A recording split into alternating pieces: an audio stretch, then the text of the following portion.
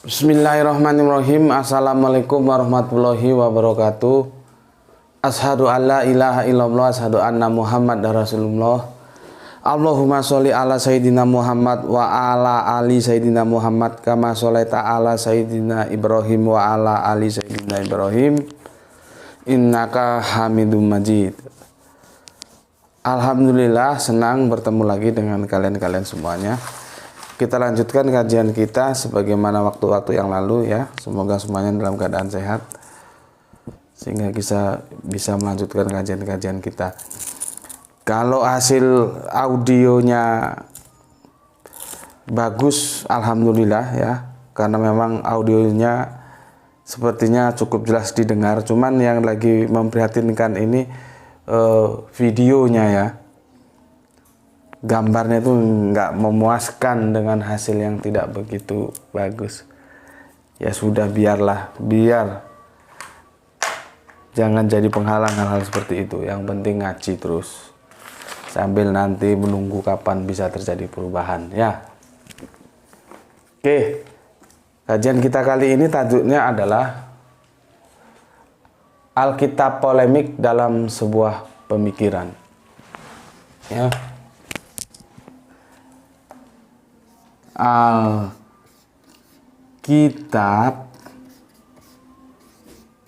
polemik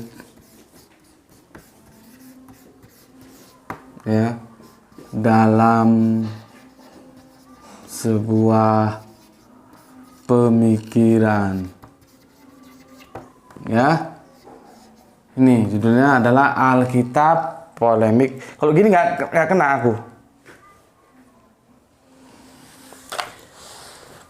Gini kena Alkitab polemik dalam sebuah pemikiran. Itu begini.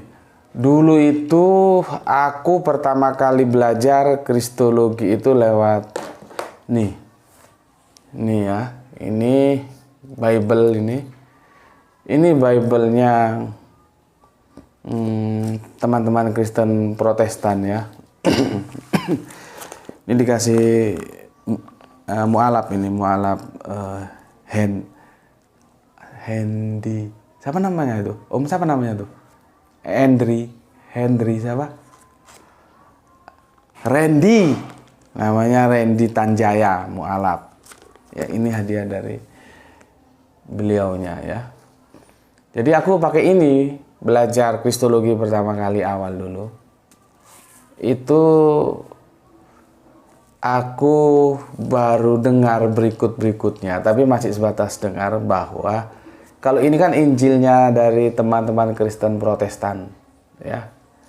Aku baru ya sebatas dengar lah gitu ya.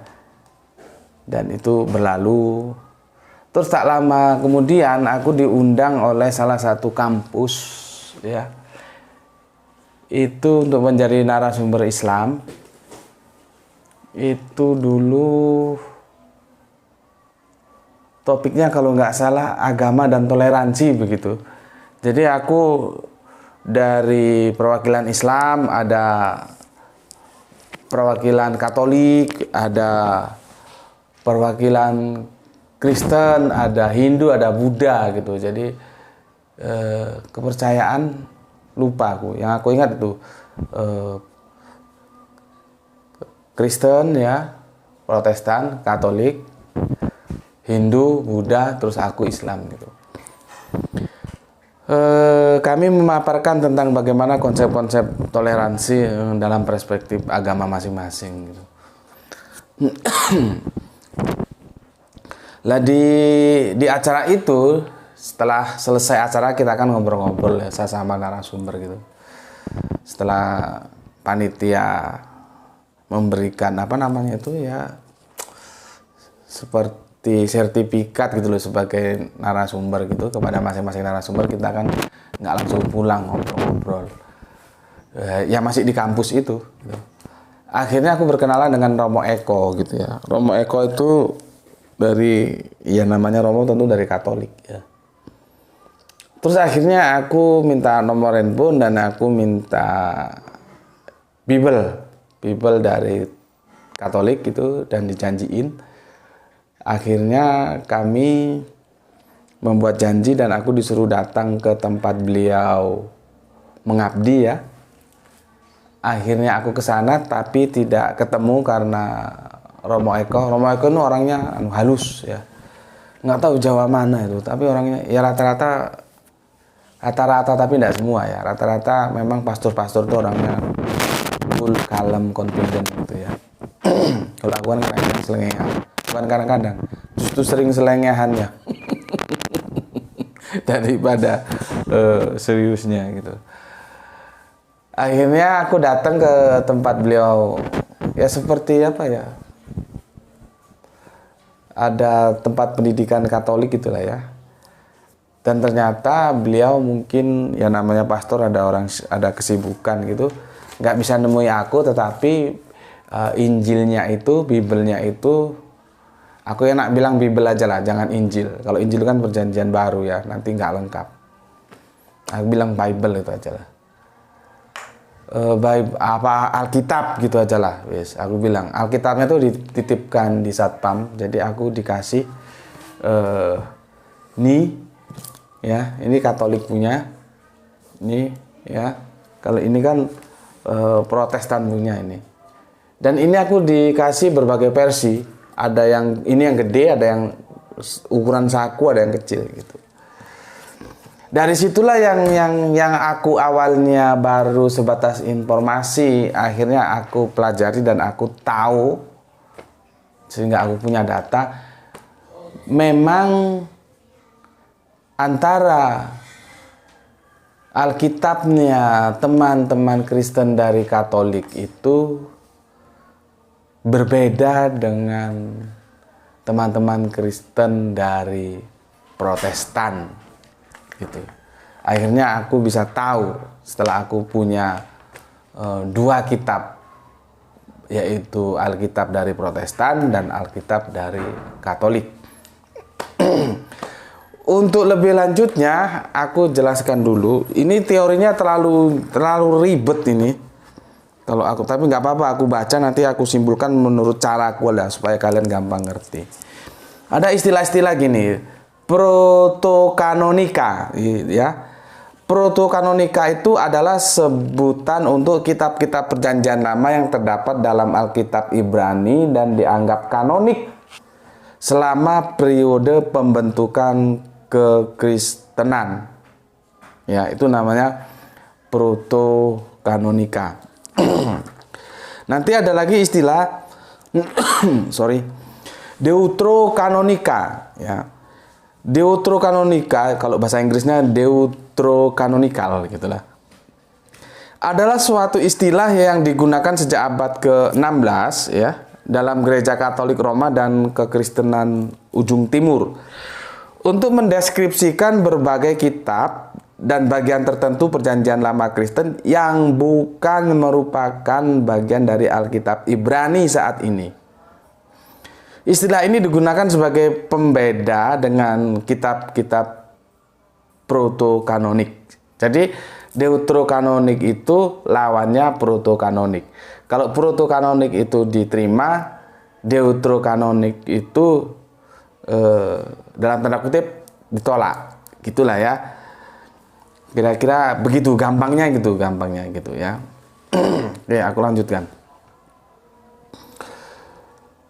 Istilah ini digunakan sebagai pembeda dengan kitab-kitab protokanonika yang terdapat dalam Alkitab Ibrani tersebut. Perbedaan ini sebelumnya menimbulkan perdebatan gereja perdana.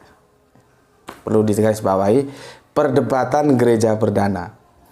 Jadi tentang Alkitab itu dulu terjadi perdebatan, nggak simsalabim aprakadabra seperti yang kita tahu sekarang ini, enggak, ya.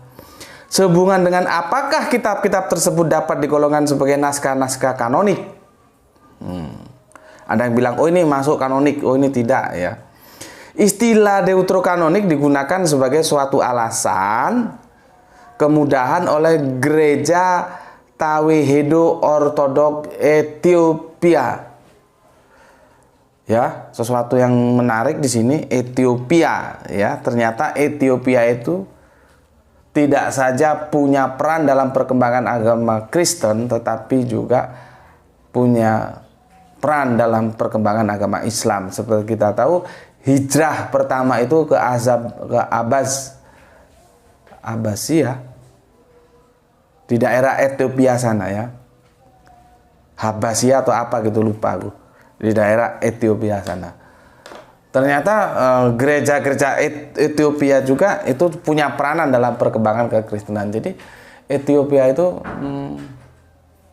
ya mungkin karena akhirnya apa ya, tergilas zaman ya, menjadi tidak begitu terkenal.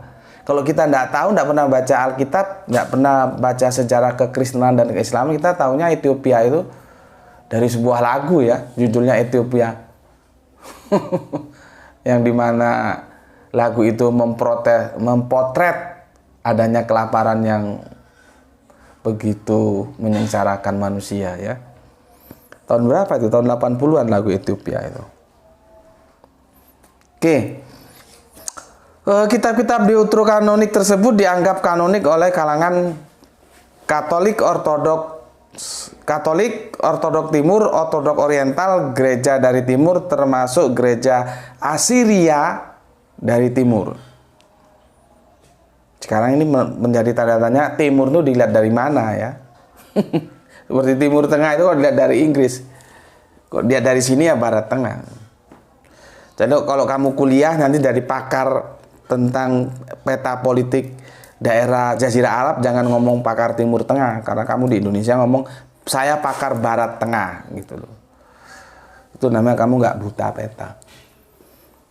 Oke, lanjutnya, kitab-kitab Deuterokanonika tersebut dianggap kanonik oleh kalangan Katolik Ortodok Timur, Ortodok Oriental, dan gereja dari timur, termasuk gereja Asiria dari timur. Tetapi tidak dianggap kanonik oleh kebanyakan kalangan Protestan.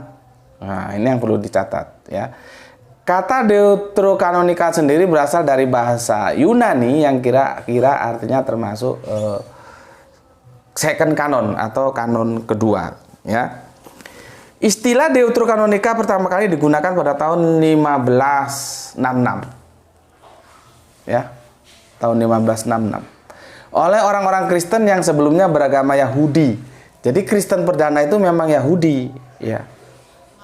Makanya nggak bisa terlepas sebetulnya kekristenan itu dari Yahudi. Orang Kristen perdana itu ya Yahudi gitu. Dan teolog Katolik Sixtus dari Siena untuk menyebut naskah-naskah kitab suci Perjanjian Lama yang kanonisitasnya ditetapkan bagi umat Katolik oleh Konsili Trente tahun 1546. Namun telah dikeluarkan dari beberapa kanon terdahulu teristimewa di timur. Itu sekilas penjelasan. Tapi yang gampang gini aja lah. Proto-kanonik itu lawannya dari deuterokanonik. Kalau proto itu diterima, deutero itu ditolak. Gitu aja lah gampangnya ya, daripada bingung-bingung. Oke, sekarang kita lihat ke bukti materialnya. Nih ya. Ini kitab sucinya saudara kita Kristen Katolik nih ya, lebih tebal nih ya, tebal nih. Oke, ini kitab sucinya dari teman-teman Kristen Protestan ya, yang aku pakai sehari-hari nih ya, relatif lebih tipis. Oke, kalau kita lihat gini, kita bandingkan ya, nih. Oke, jelas. Kalau Alkitab Protestan ya sudah nggak perlu kita diskusikan lah ya, karena ini kita memang lebih familiar dengan Alkitabnya teman-teman Kristen Protestan. Kalau Alkitab Kristen Katolik ini kan relatif lebih jarang kita pakai. Oke, sekarang kita buka halaman depan ya. Nih, lihat. Nih, ini yang jadi diskusi kita kali ini. Ya. Sebentar. Nampak tuh ini tuh. Ini dia Perjanjian Lama. Ya. Ini di bawah Perjanjian Lama, ini dia ada Deuterokanonik. Nampak tuh? Deuterokanonik. Baru dia masuk perjanjian baru. Oke. Perjanjian lama, perjanjian baru tidak ada masalah dengan Kristen Protestan ya. Yang jadi masalah ini, di antara perjanjian lama dan perjanjian baru ada deuterokanonik.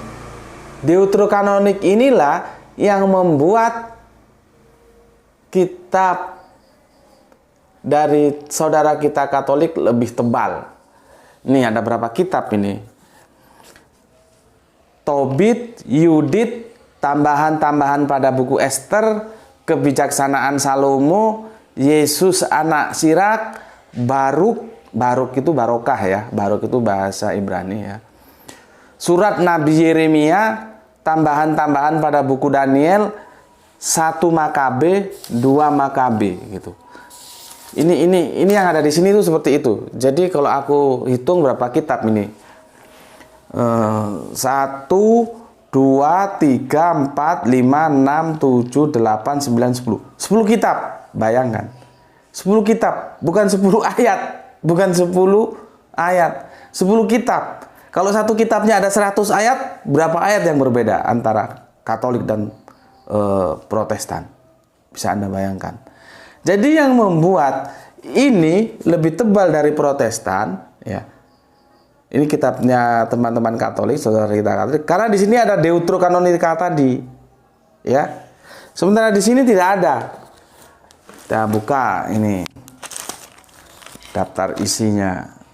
Nah, ini daftar isinya begini dia. Ini perjanjian lama. Ya, ini perjanjian lama. Langsung dia masuk ke perjanjian baru di bawahnya. Oke? Antara perjanjian lama dan perjanjian baru tidak ada Deuterokanonika. Tidak ada. Jadi, sekali lagi aku sampaikan ya, yang membuat beda ya antara Alkitab ya, ini saudara kita Katolik ya, ini saudara kita Protestan ya, itu karena di sini ada sebuah kitab, bukan sebuah kitab, 10 kitab Deuterokanonika. Nih, di sini nggak ada. Jadi dia lebih tebal. Katolik, Protestan ya. Jadi selisihnya bukan per ayat lagi, kitab 10 kitab. Tapi di referensi lain itu aku pernah baca justru 12 kitab. Cuman aku kapan waktu itu aku tadi nggak salah, aku lihat di sheet di Google itu ada yang 12 kitab. Cuman itu tidak dalam diskusi kita lah. Kita diskusikan data yang ada di hadapan kita aja lah. Itu 10 kitab. Nah, kalau satu kitabnya ada 100 ayat, sudah berapa jumlah ayat yang berselisih antara Protestan dan Katolik? Ya. Kan ini juga sebuah perenungan. Makanya aku kasih judul Alkitab Polemik dalam sebuah pemikiran. Ini kita diskusikan bersama ini. Ya. Deuterokanonika diterima, Deuterokanonika ditolak. Katolik dan pengikutnya tadi, Gereja Timur dan macam-macamnya menerima, Protestan mayoritas, bukan mayoritas, seluruh Protestan menolak, tidak mau pakai Deuterokanonika. Ya. Oke. Sekarang aku ini puasa yang keberapa? Sudah 17 Ramadan? Belum? Berapa? Aku nggak pernah ngitung puasa. Udah berapa. Coba kamu lihat. Berapa sih? 15 atau 13? Berapa? Lama kali kamu disuruh cari data gitu aja. Berapa?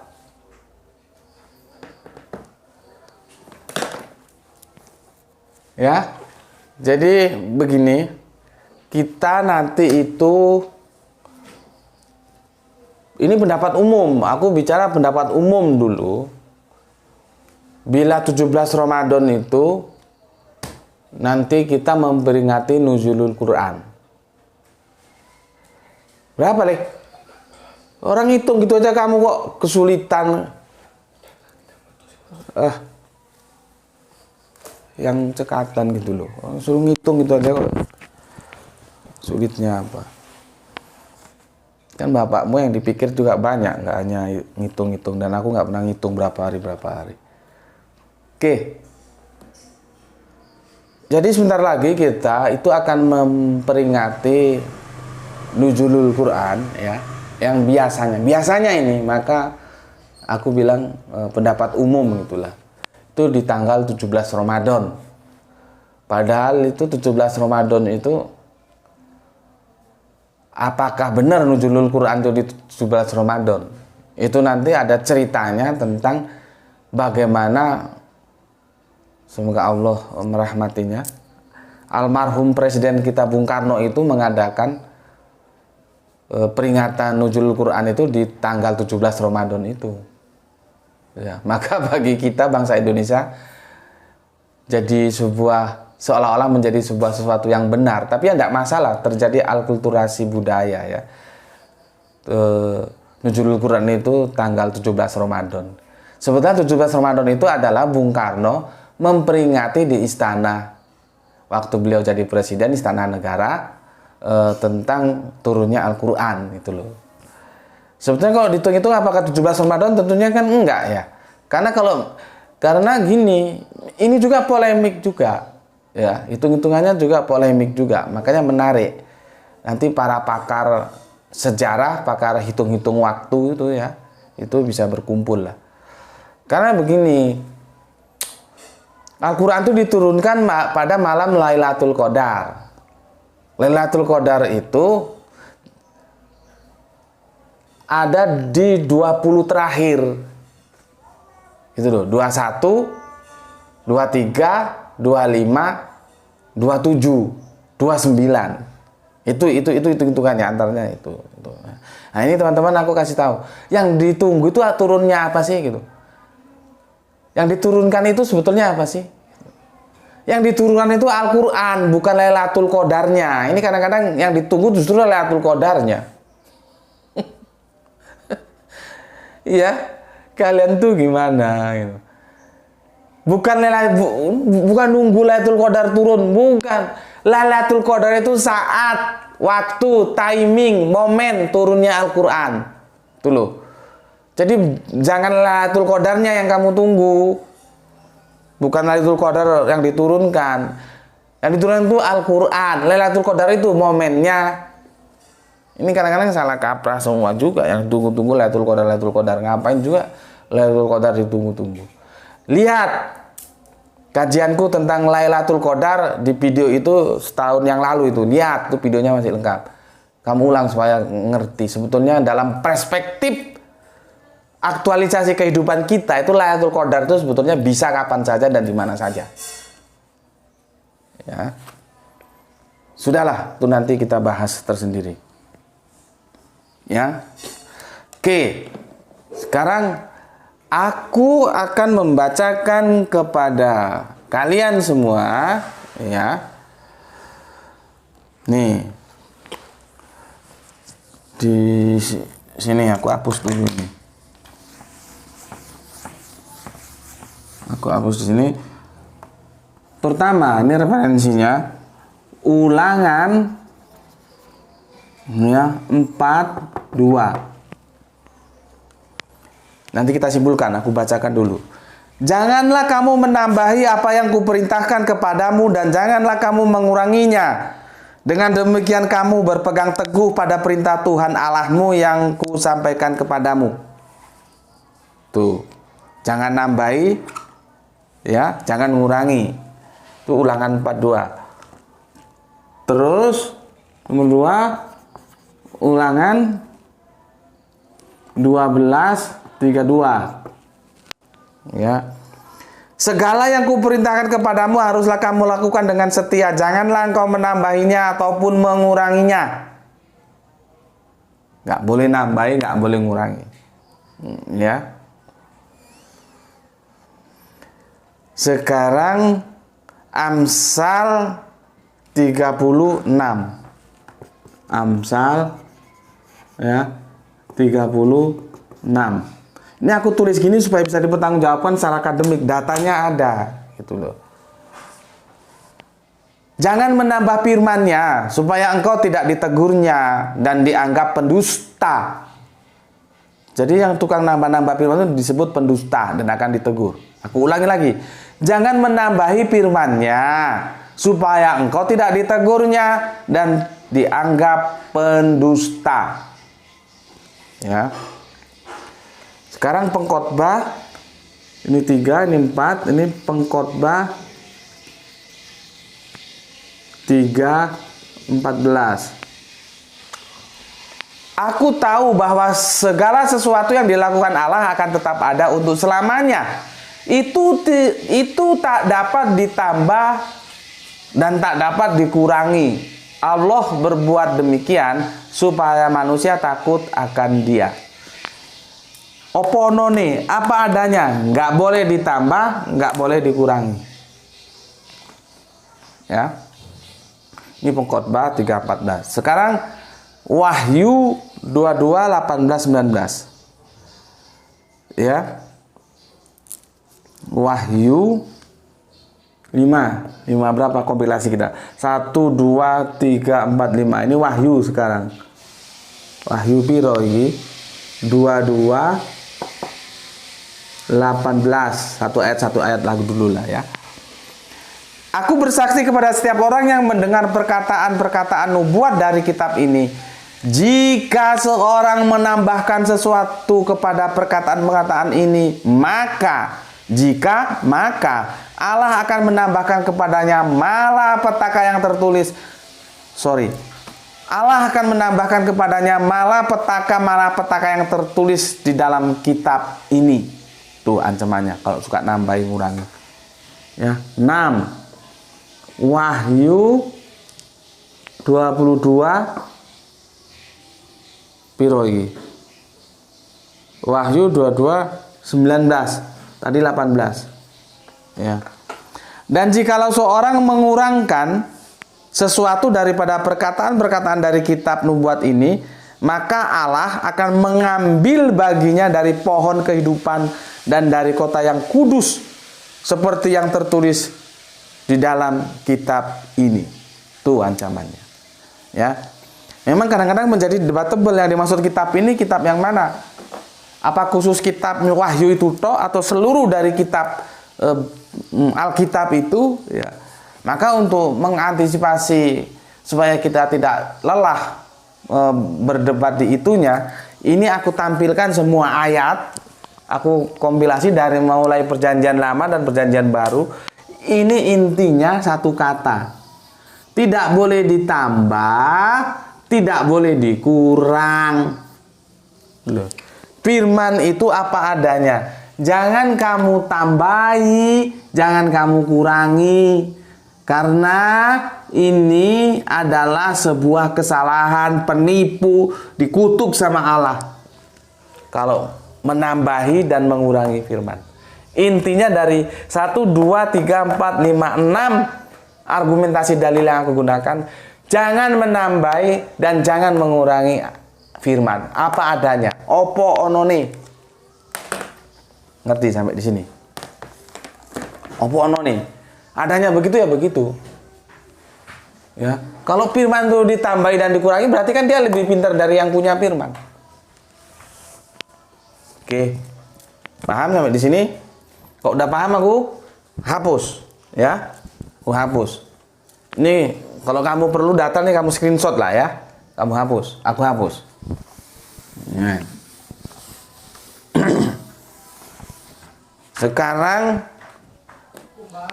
ini Deuterokanonika yang diterima dan ditolak oleh Katolik dan Kristen Protestan ya, Kristen Katolik dan Protestan. Deuterokanonika Ini dia ya, yang 10 kitab tadi. Di sini posisi Katolik. Masih katok gini. Katolik. Ya. Di sini posisi Protestan.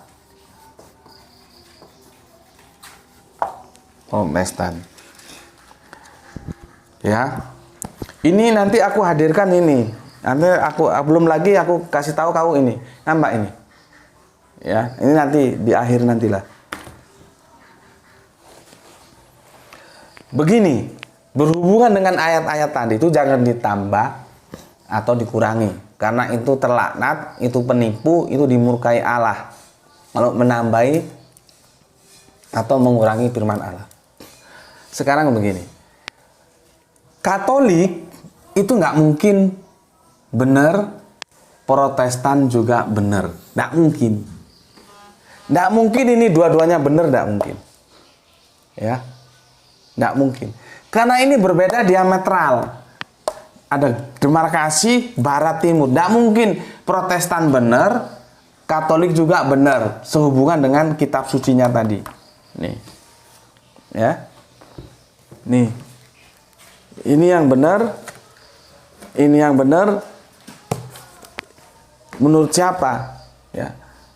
Menurut Protestan dan menurut Katolik. Tapi kalau kita bawa ke meja diskusi dalam sebuah pemikiran, ya, sehubungan dengan kitab suci yang dikaitkan dengan Deuterokanonika, kalau Katolik benar, Protestan salah. Kalau Protestan salah, Katolik benar. Atau boleh jadi dua-duanya salah. Kalau dua-duanya benar nggak mungkin. Ya. Jadi kemungkinan pertama itu, ya, kemungkinan pertama satu, ya, kemungkinan pertama Katolik dan Protestan salah semua, dua-duanya salah. Nih, ini salah, ini salah. Kemungkinan kedua, probability, Katolik salah, ya, Protestan benar. Kemungkinan ketiga, Katolik benar, Protestan salah. Ya. Kalau Katolik keempat, ya. Keempat, ini aja nggak mungkin. Jadi keempat ini nggak mungkin ini. Ini nggak mungkin kalau Katolik plus Protestan ini sama-sama benar, ini nggak mungkin. Ini nggak mungkin. Makanya ini aku kasih tanda merah. Ini nggak mungkin ini nggak mungkin. Nggak mungkin Katolik benar, Protestan juga benar. Kemungkinannya, probability-nya satu, Katolik dan Protestan sama-sama salah. Nih. Katolik salah, Protestan benar. Ini. Atau Protestan yang benar, Katolik yang salah. Ini aja kemungkinannya. Kalau Katolik, Protestan sama-sama benar, nggak mungkin. Kalau sama-sama salah, mungkin. Ya. Oke, ya. Aku jelaskan sekarang. Ini aku hapus. Maka, sekarang kita ambil begini saja. Deuterokanonika, seperti apa yang aku baca tadi, ya, aku bacakan tadi, ini, ya. Kalau ternyata ini firman, ya, kalau ternyata ini firman, berarti Protestan itu telah melakukan kesalahan mengurangi.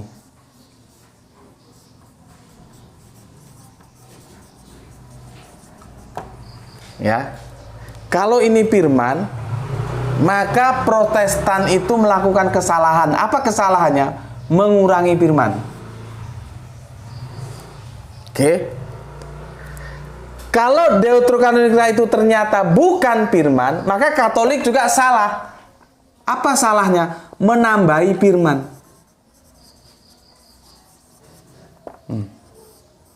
Nih, posisinya seperti ini. Nggak bisa ini sama-sama benar. Kalau ini benar, ini salah. Kalau ini salah, kalau ini benar, ini salah. Kalau ini yang benar, ini yang salah. Nah, sekarang posisi deuterokanonikanya di sini. Kalau deuterokanonika itu ternyata firman, benar firman, maka Katolik benar, ya. Protestan yang salah karena dia mengurangi firman. Karena di dalam Protestan nggak dicantumkan ini. Tetapi kalau deuterokanonik ternyata bukan firman, Protestan benar, Katolik salah karena menambahi firman. Oke? Jadi mana yang benar? Coba dipikir. Ini makanya aku bilang Alkitab polemik dalam pemikiran. Yang satu itu resikonya sebagai penambah, yang satu pengurang. Penambah firman, pengurang firman. Tadi sudah aku baca 6 ayat, kalau nggak salah 6 atau 7 ayat. Bagaimana resikonya kalau kita menambahi dan mengurangi firman-Nya Allah? Tuh. Jadi ini nggak selesai nih, nggak ketemu. Sekarang mana yang benar? Protestan benar, Katolik salah. Kalau Katolik benar, Protestan salah. Ini resikonya sebagai pengurang firman, ini sebagai penambah firman. Tinggal posisi deuterokanonika itu benar firman atau tidak. Itu baru dalam perspektif majority, ya, antara Katolik dan Protestan. Karena ada lagi sekte, aku katakan sekte gitu aja lah, ya, yang itu dianggap sesat, yaitu Mormon. Mereka menambah kitab sucinya ini. Selain yang diterima oleh teman-teman Katolik dan teman-teman Protestan, ini kitab sucinya Mormon, ya segini nih. Tebelnya segini ini. Satu kesaksian lagi tentang Yesus Kristus, judulnya. Kalau ini tak masukkan ke sini lagi, tambah ruwet lagi. Ternyata kalau ini benar-benar firman, yang lain bablas. Kalau ini bukan firman, Mormon bablas, berarti dia nambahi. Nih. Ya. Jadi kesimpulannya, Alkitab yang ada itu sekarang penuh dengan polemik, dan mari kita bawa ke dalam sebuah pemikiran itu gimana sebenarnya. Karena nggak mungkin ini benar nggak mungkin. Ini benar, ini salah. Kalau ini yang benar, ini yang salah. Kalau ini yang benar, ini yang salah. Coba. Jadi jangan gampang-gampang ngomong, oh saya pasti masuk surga, saya pasti masuk surga. Kok enak men kon masuk surga? Wong kitabnya nggak jelas kok. Masuk surga. Coba, gimana kondisi seperti ini? Nah, aku memberikan informasi, ambil ya Al-Quran, ambil. Yang bawah. Yang bawah. Nah gitu, kalau disuruh itu sigap gitu loh, bapaknya seneng. Kalau disuruh lambat-lambat, males aku. Ini Al-Quran ini, ya, yang aku bilang berdasarkan pendapat umum, asbabun nuzulnya, malam turunnya itu bukan asbabun nuzul. Nuzulul Qurannya itu 17 Ramadan ya. Padahal enggak, 17 Ramadan itu ada peristiwa, ada kebijakannya Bung Karno. Bung Karno itu orangnya mistis loh, ya. Ini ngomong di luar ini sebentar.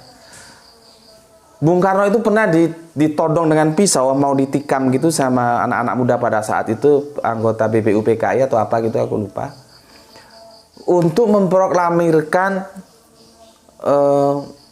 Indonesia. Jadi sebetulnya tanggal 16 itu berarti 16 itu hari Kamis. Tanggal 16 Agustus 1945 itu sebetulnya kekuasaan sudah kosong, ya. Dan itu Indonesia sudah bisa diproklamirkan. Maka ini pemuda-pemuda ini nyari Bung Karno, terus ketemu, terus Bung Karno ditodong pakai pisau atau apa gitu, disuruh memproklamirkan kemerdekaan Indonesia. Apa jawab Bung Karno? Saya tidak mau memproklamirkan kemerdekaan Republik Indonesia saat ini. Saya akan pilih waktu besok hari Jumat. Tetapi tolong jangan tanya saya kenapa saya memilih hari Jumat. Tuh, itu ada itu. Aku pernah baca di satu buku saku itu. Jadi sebetulnya kita kalau mau Bung Karno memproklamasikan tanggal 16 itu sudah bisa. Jepang sudah morat-marit, sudah kosong kekuasaan. Tapi Bung Karno tidak mau. Sampai dipaksa dengan ditodong pisau tetap tidak mau. Dia milih hari Jumat. Tetapi tolong jangan tanya saya kenapa saya memilih hari Jumat. Itu kan misterius itu. Ya. Begitu juga ide memperingati Nuzulul Quran tanggal 17 Ramadan itu awalnya di Istana Presiden di sana ya. Jadi kalau dihitung pakai hitung-hitungan yang selama ini dipahami bahwa Lailatul Qadar itu terjadi pada malam 21, 23, 27, 21,